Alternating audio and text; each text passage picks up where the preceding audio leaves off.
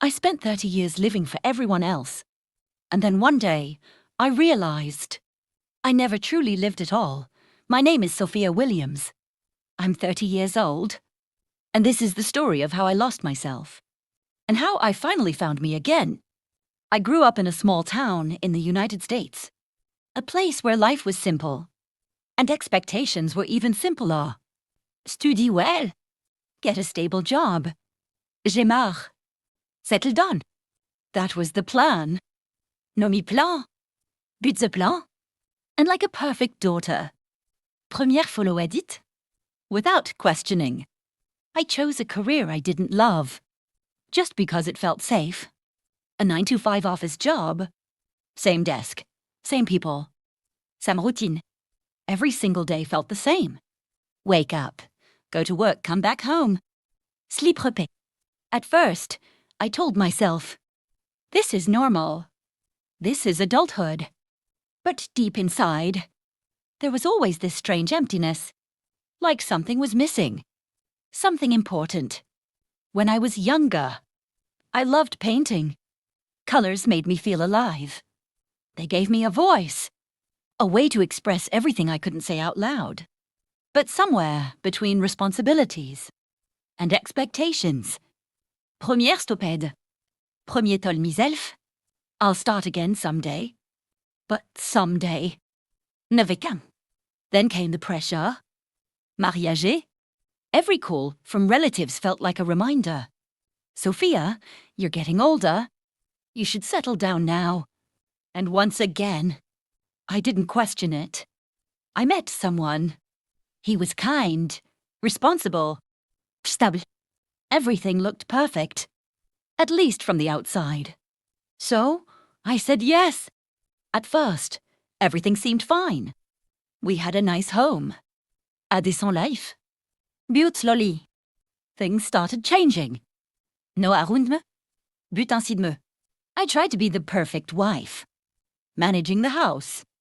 Handling work. Taking care of everything.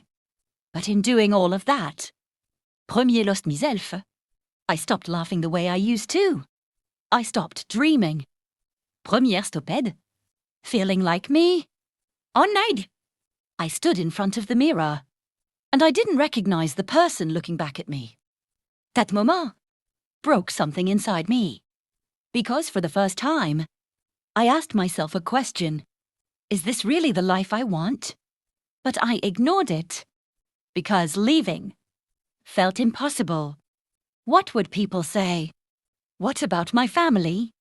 What about everything I had built? So première staillée. And with every passing day, I felt more empty. More lost. More broken. En evening.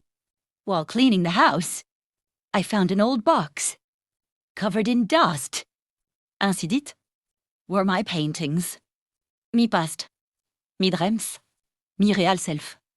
I picked up one canvas and just stared at it. En dessous d'un lit. Tears started rolling down my face. Not because I was weak, but because I remembered who I used to be. That girl who had dreams, who felt alive, who didn't live just to please others. That night, I couldn't sleep. There was a voice inside me, louder than ever before. It kept saying, you deserve more than this. From the marriage. Het freze job. From the life. That was slowly destroying me. Everyone thought I had lost my mind. Starting over at 30. Are you serious? You'll regret this. Maybe they were right. But for the first time in my life, I didn't care.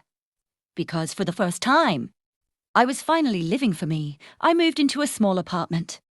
It wasn't perfect, but it felt like freedom. I started painting again. À firest. My hands were shaky. My thoughts were unclear. But slowly, everything started coming back. Every color, every stroke. Felt like I was healing. Piece by piece. Days turned into weeks. Weeks into months. And something incredible happened. I started smiling again. Not for others, but for myself. Today, I'm still 30, But I'm not the same person anymore. Premier don.